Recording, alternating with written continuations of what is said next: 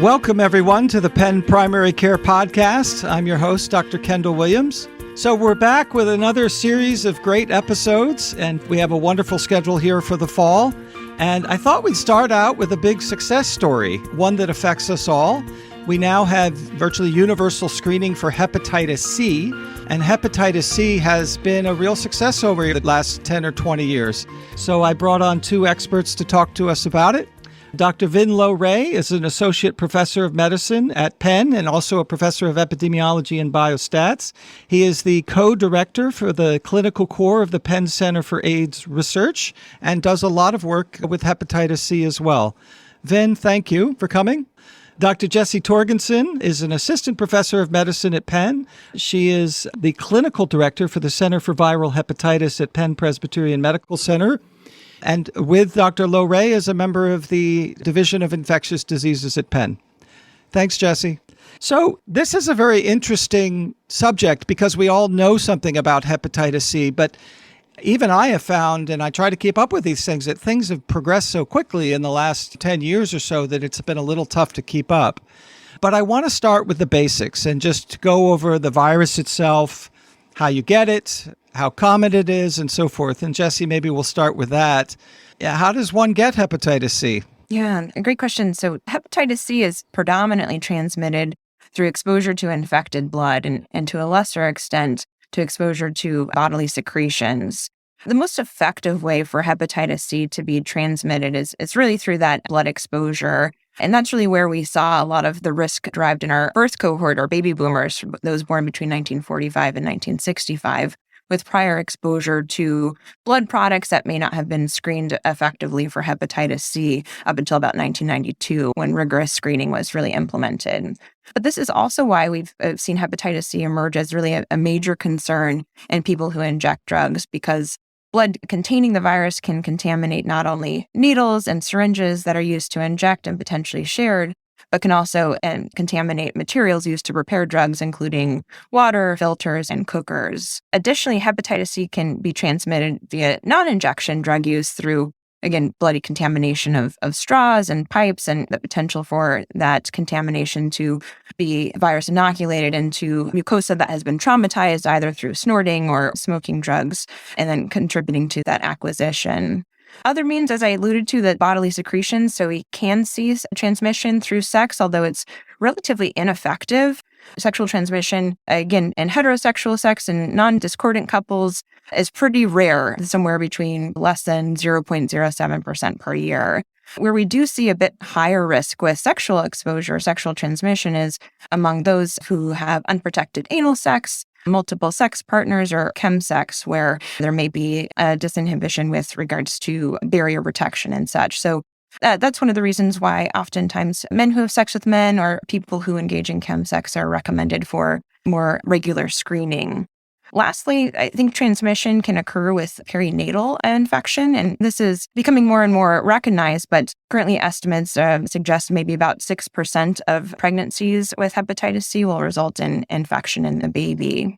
So the people at risk are primarily those with a history of intravenous drug use, but those other groups that you mentioned, what are some of the cohorts that we're seeing now, other than the baby boomer cohort? Is there another group that's sort of at risk? Yeah, I think you hit the nail on the head with people who inject drugs or people with substance use disorder. We're really seeing that this distribution of people with new infections or newly recognized infections is really at a bimodal distribution across the age groups, with a really impressive peak over the last 10 years in people between 18 and 45, and really owing to the explosion of the opioid epidemic. So our clinic population is certainly representative of that, where half are young people whose major risk factor is injection drug use or substance use, while the other half are those in the birth cohort era. I should just add that new hepatitis C infections in the U.S. have nearly tripled since 2010. And as Jessie alluded to, really driven by the opioid epidemic, and particularly in persons who are between 20 and 40 years of age, so a much younger group.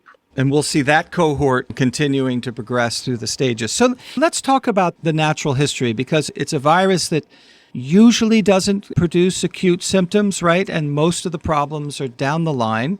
I don't know that I've seen that much acute hepatitis C, but both of you have. What is it like? Yeah, so it could really span the spectrum from asymptomatic to a clinician will identify fluctuations in liver aminotransferases to, in very rare cases, acute hepatitis C can go on to fulminant hepatitis.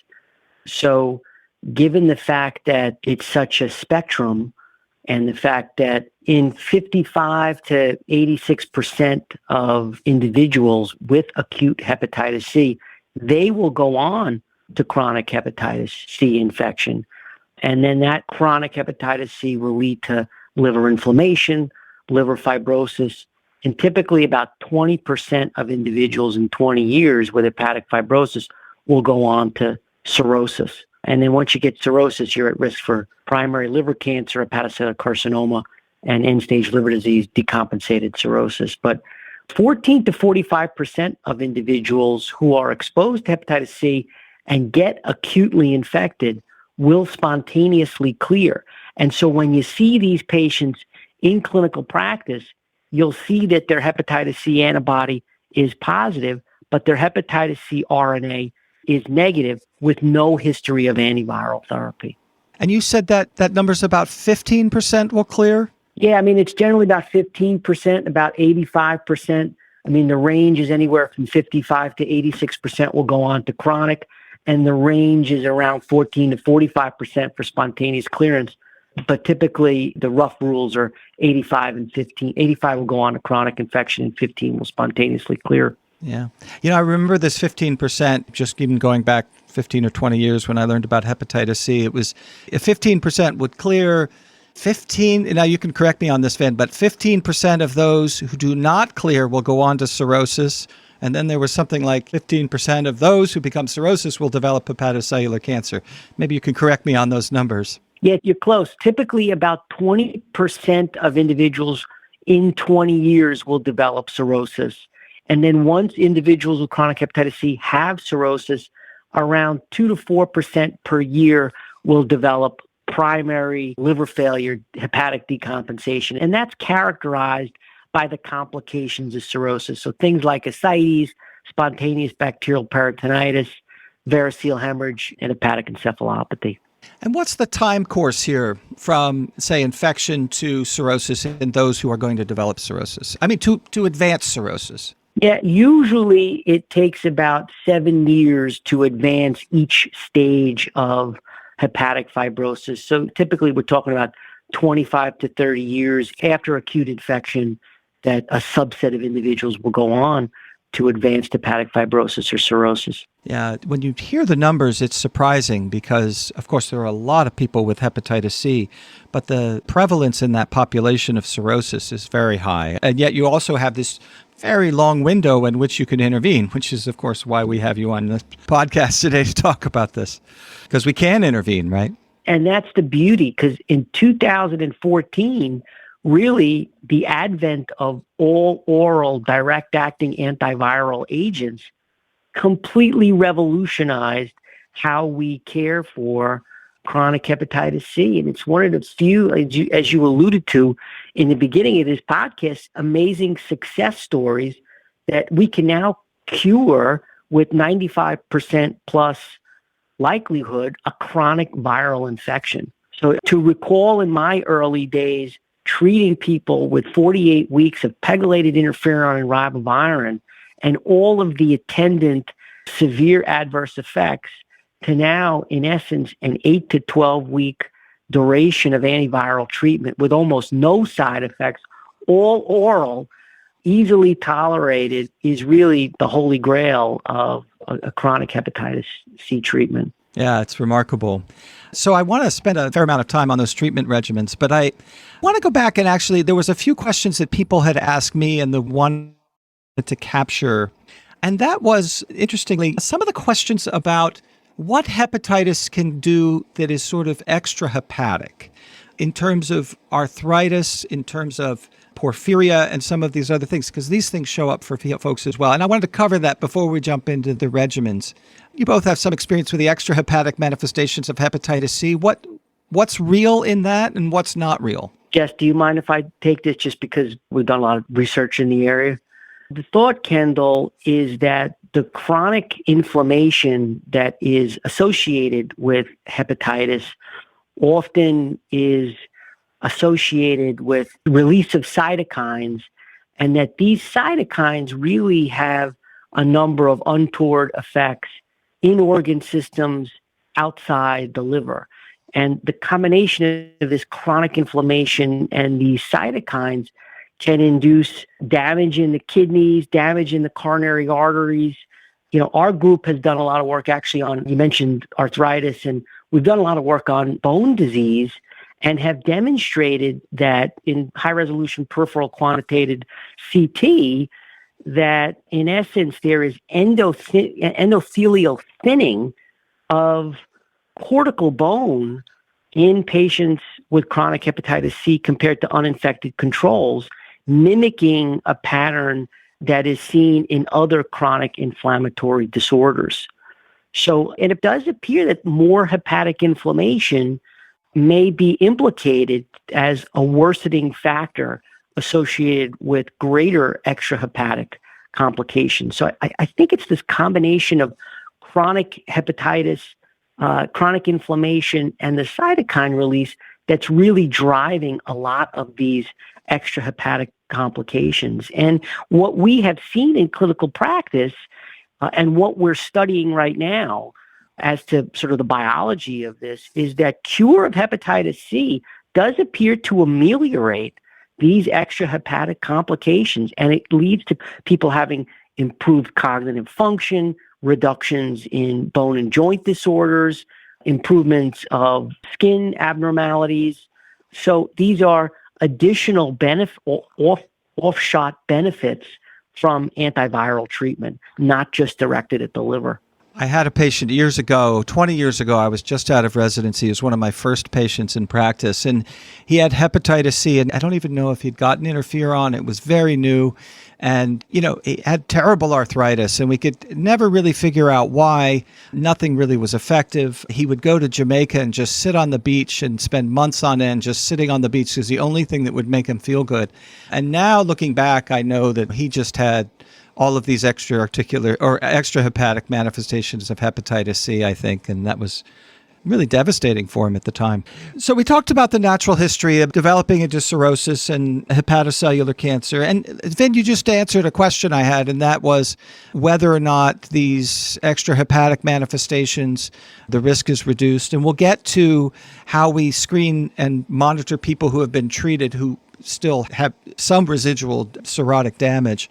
But let's go back and just talk about the screening. It seems it's universal. I don't actually know the laws out there now in terms of what the standards are for screening for hepatitis C. It almost all my primary care patients, it comes up as a flag, as something to do. There may be some standards behind that.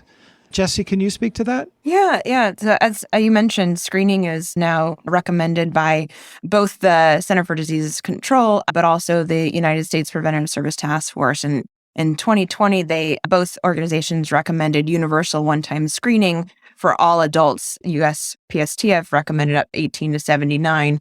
And this really speaks to the need to transition away from risk-based screening, since we really found that about 50% of people were being missed with that risk-based screening. Now, how does that translate into laws for screening? That's still a bit state-specific. Currently, in the state of Pennsylvania, where we practice, there's a state mandate on the books from 2016, Act 87, which mandates offering of screening for hepatitis C and linkage to care for those born between 1945 and 65. So it hasn't yet caught up to the current recommendations for screening all adults. State of New York has similar mandates, but again, it varies by each state.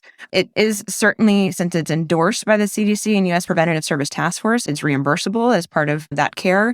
And really is critical to identifying people before they develop those more severe end-stage manifestations of hepatitis C, cirrhosis, and hepatocellular carcinoma. And it really helps to reduce stigma by just offering this test to every adult, since people either may not recall risk factors or may be reluctant to disclose those factors due to stigma. And it also takes away any clinician concern about, is this person truly have hepatitis C if there's no aminotransferase elevations, or trying to find whether or not there's an indication to screen somebody by putting out these universal recommendations. Particularly looking with LFT changes, we know about a quarter of people with hepatitis C will have persistently normal aminotransferases. So helpful to have this universal guideline. Beyond the universal one-time screening, there's certainly people who should have ongoing assessments for hepatitis C exposure. This is often people with those risk factors we discussed previously. So those who inject drugs, or men who have sex with men, people on hemodialysis. And additionally, the American College of Obstetrics and Gynecology also recommends hepatitis C screening with every pregnancy. So you'll likely see obstetricians screening their patients more frequently too. And so that's really, I think, where the screening is coming into play to try and become a more regular assay in routine healthcare. And so there's two tests, right? So the first is an antibody screen followed by an RNA PCR. Is it an automatic reflex now? Yeah, that's preferred. And as you can imagine, the reflex is needed to confirm if somebody has current infection, that is with detectable viremia, or past/spontaneously cleared infection with no detectable viremia. So most commercial laboratory assays will have an option for a hepatitis C antibody, IgG or total, with automatic reflex to a PCR assay. And this is oftentimes quantitative, so you get a viral load amount with that assay. And what's important to know is that depending on where the potential exposure may have occurred, it's important to understand the potential window period for those antibodies as well. We know that antibodies can take maybe about 2 or 3 months to really develop following exposure. And so this would be a standard screening test to complete an antibody with reflex to viral load if that antibody is reactive. However, if somebody had an exposure within that window period, then potentially going straight to a viral load would be helpful, since viremia can be detected much sooner, about a week or 2 after that exposure. So this is where you guys are going to help us peek behind the veil, because in primary care, we'll do a screen, we'll get a positive test, an antibody test, a reflex PCR is positive. Patient has active, albeit maybe indolent hepatitis C, and needs to be seen. So, Jesse, let's say we send this patient to you.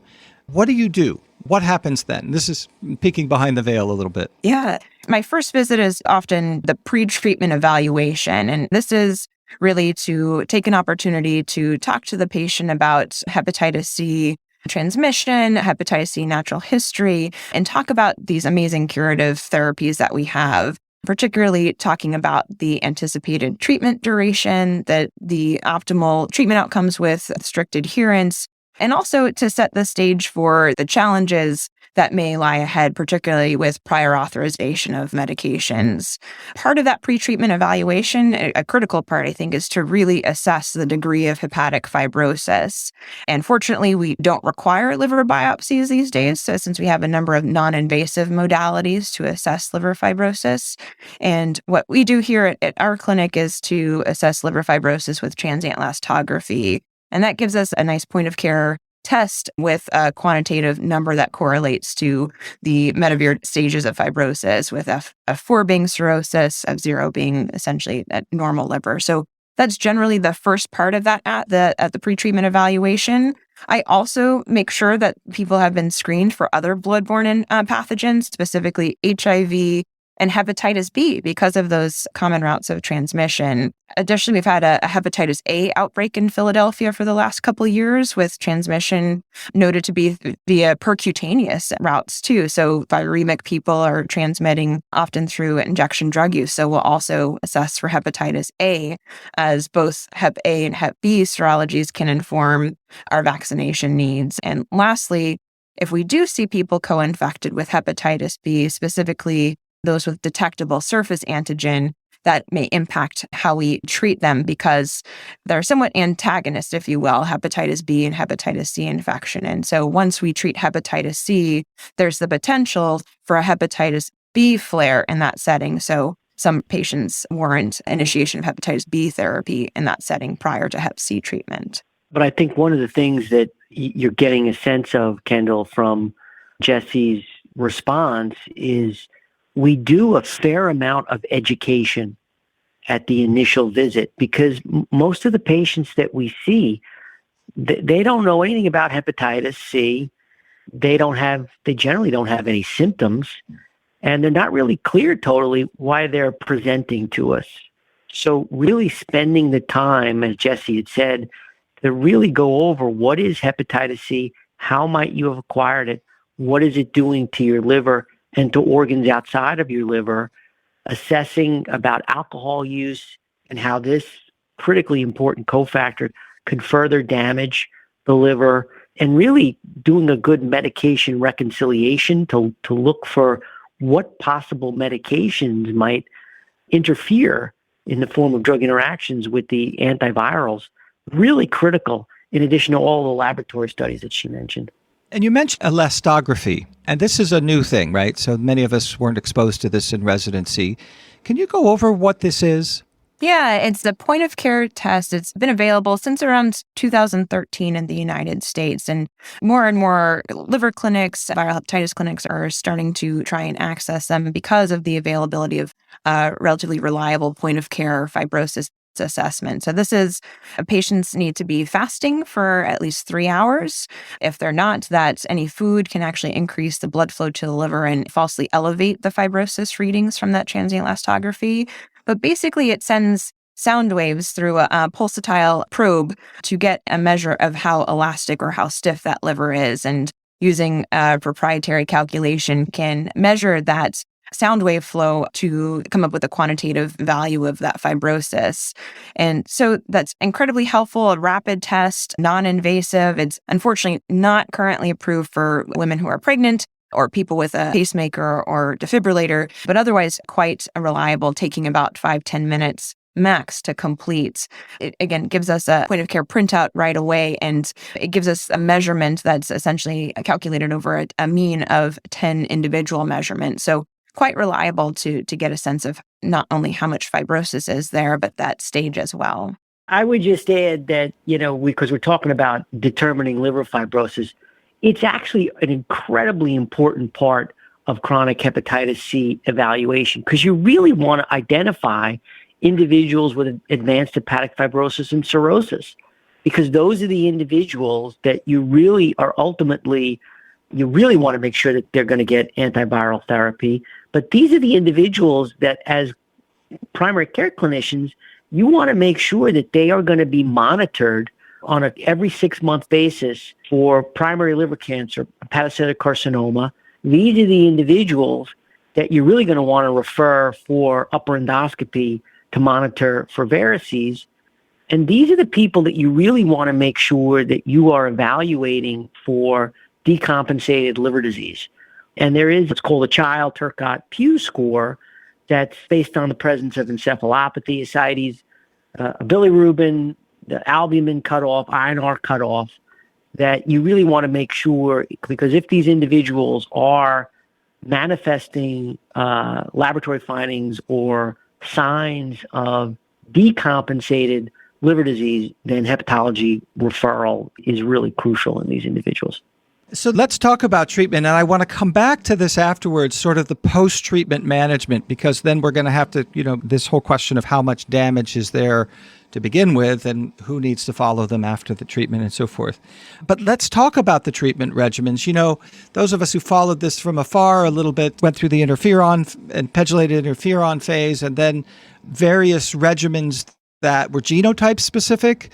But now it seems that the most effective regimens, it doesn't seem to matter which genotype you have. Is that right? Yeah, there's 4 first-line direct-acting antiviral regimens that are available, and 2 of those are pan-genotypic. They cover all genotypes from 1 to 6.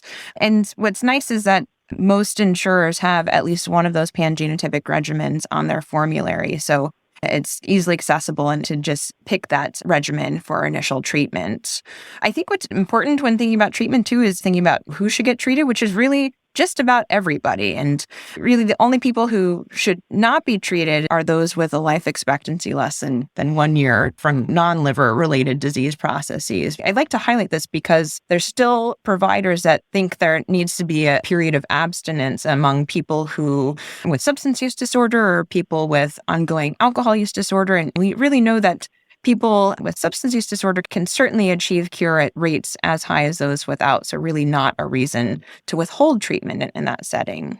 And this is one of the reasons I wanted to have you on, because this has progressed so much. A lot of us have these sort of ideas in our head from previous sort of intermediate stages, if you will, of the treatment paradigm, where you had to be selective. And of course, there was a toxicity associated with each of the regimens and so forth. So now knowing that, they're pretty much universally effective and universally tolerated, it changes the whole dynamic. These direct-acting antivirals have heralded in, for the first time, the opportunity that potentially hepatitis C could be eliminated as a public health problem. I was reading a little bit about the Egyptian experience as I was preparing for this, and apparently it was 20% of the Egyptian population had hepatitis C, and they have made great strides towards eliminating it in the population. Yeah, as the country actually of Georgia has done, and also just really focused the attention on the public health infrastructure, given the high prevalence in that country as well. So just digging down into the regimens and talking about them again, we don't have to go through the specific regimens. It's probably not important that all of us know these, but just to know that it's a 12-week regimen, it's all PO, it's all non-toxic. What else should we know, Jesse, about these? Of the 4 regimens, they're all combinations of at least 2 drugs. And these are, just for reference purposes, NS3/4A protease inhibitors or NS5B polymerase inhibitors, NS5A directed inhibitors. And these combinations are anywhere between 8 weeks to 12 weeks for a treatment duration, with that duration dependent upon which regimen is selected largely. They are incredibly well tolerated, with the most common side effects that I quote to my patients are things like headache, GI upset, and fatigue, with really fatigue, I think, being the most common at around anywhere between 15 to 30%, depending on the regimen. Headache, I think, is probably one of the lesser side effects that are in that common realm, anywhere between 5 and 10%. So I find that the fatigue is something that's most of my patients notice, but with that advanced counseling, advanced warning, they notice it and say, oh, that didn't bother me. And I've had nobody who's discontinued their direct-acting antiviral regimen because of these side effects. So again, incredibly safe, incredibly well tolerated, and fortunately incredibly effective. And then if you have somebody come back, they've completed their 8 to 12 weeks, what is your next step? What do you do then? I think, Kendall, it really depends on whether or not they're cirrhotic.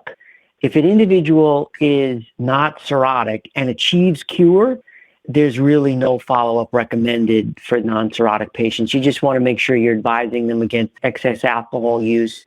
And particularly if they're at risk for hepatitis C reinfection, which can occur just because you have hepatitis C antibody, it's not protective against reinfection. We spend a fair amount of time counseling on risk reduction. And for those at risk, we're typically testing for hepatitis C RNA annually, or at any point if they come in with elevated liver aminotransferases. However, if an individual is after treatment cirrhotic and achieves cure, even in that individual, we're continuing to perform liver ultrasounds every 6 months for hepatocellular carcinoma surveillance. We're referring them for upper endoscopy to evaluate for varices. We're doing the same kind of risk counseling on risk reduction, and really making sure in that subgroup, the patients with cirrhosis, that we're advising abstinence from alcohol. And, we all know that within the cirrhotic group, there's people with early cirrhosis that just may, even if we're doing an ultrasound, we'll see early cirrhosis, even without any other manifestations. But those people need to be followed too, even if their INR is normal, their albumin's normal, they don't have any varices and so forth. That's absolutely correct. And you know that from elastography, right? So a certain level of fibrosis tells you that a patient is cirrhotic, even if they don't have any other manifestations, right? That's exactly right. Technically, cirrhosis is a pathological diagnosis. Obviously, as Jesse mentioned, we're not doing liver biopsies. So we're looking either with elastography, or in some instances, it will be identified on abdominal imaging, where either an ultrasound or a CT or MRI may note cirrhotic changes in the liver. So some of these you're going to send back to us and say, all good, nothing to do, just watch the Tylenol dosing, watch the alcohol, watch any risk factors for being reinfected. What percentage would you say are in that stage that they leave and they're done and there's nothing else to do? I don't know if there's data on this. This might be just an estimate off the top of your head. I would say that for probably the majority of the people that we see who do not have advanced hepatic fibrosis cirrhosis, they're done. And we, in essence, discharge them from our practice. It's just the individuals who really we continue to follow who either are unable to achieve cure, in which case we go to an alternative regimen, or those individuals have advanced fibrosis cirrhosis, in which case we continue to see them even after they achieve cure for all this kind of monitoring. Jesse, anything to add there? Yeah, I think about 20% of our patients coming into the clinic for hepatitis C treatment are cirrhotic. And certainly I think that number has held, as Vin's natural history discussion mentioned. And so really, that's really the patient population that we'll continue to follow to ensure that HCC screening is completed every 6 months. And while I also counsel my patients that what's nice with hepatitis C cure is that progression of fibrosis from hepatitis C is arrested once that cure is achieved. And in about maybe 45% of people can actually see some improvement in that degree of fibrosis. Yet, even if on elastography following cure, they're no longer cirrhotic, they still warrant those ongoing HCC screening ultrasounds until we have more data to suggest otherwise. Yeah, I'm glad you brought that up, Jesse. That was a question of what do you do with the patients that improve over time and so forth. So that's very helpful. Unfortunately, at this point, there's no hard and fast rules as to when to stop the surveillance. Basically, we have to count the pre-hepatitis C treatment liver fibrosis staging, and we're still, as Jesse mentioned, trying to figure out what are the parameters, the findings that may herald when we should stop surveillance for complications of cirrhosis and hepatic fibrosis assessment. Unfortunately, we're not there yet. But I think it's a key point for primary care physicians that if somebody comes into our practice, they've been treated, and maybe we have a CT image that shows that they're cirrhotic, that these folks, if they need to be monitored every 6 months for hepatocellular cancer, because that's a trigger that we need to follow those people.